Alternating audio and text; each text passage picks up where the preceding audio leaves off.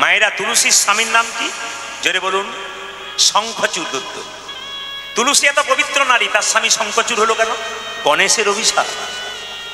এও একটু জানতে হবে আপনাদের। গণেশ কিন্তু, তুলসী কিন্তু মনে মনে গণেশকে ভালোবাসত এবং গণেশকে দেখার পর তাকে বলেছিল আমি তোমাকে বিয়ে করতে চাই। গণেশ সিদ্ধান্ত নিয়েছে আমি বিয়ে করবো না, চিরকুমার থাকবো। যেহেতু বলেছে তোমাকে বিয়ে করতে চাই, গণেশ সঙ্গে সঙ্গে অভিশাপ দেয় যে তোমার দৈত্য স্বামী হোক। তখন তুলসী দেবী তাকে অভিশাপ দিয়েছিল গণেশকে, তুমি বিয়ে করবে না, তোমাকে অভিশাপ দিলাম তোমার একের চাইতে 2 স্ত্রী হোক। এই জন্য গণেশের 2টো বিয়ে হয়েছিল।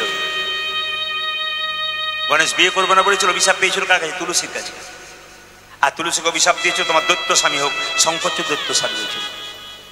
এখন লক্ষ্য করুন, যেই না অভিশাপটা দিয়েছে, সঙ্গে সঙ্গে শ্রীরাম অভিশাপ দিয়েছে, রাধে তুমি যে আমাকে অভিশাপ দিলে আমার দৈত্য বলে জন্ম হোক, আমি তোমাকে অভিশাপ দিলাম আজ থেকে পৃথিবীতে কেউ তোমাকে কোনোদিন মা বলে ডাকবে না।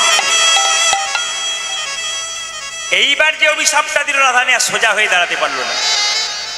ও গো রাধে গো, যে কৃষ্ণের জন্য কাঙালিনী হয়ে তুমি ছুটে এলে, তোমাকে অভিশাপ দিলাম সেই কৃষ্ণকে তুমি 100 বছরের জন্য হারিও।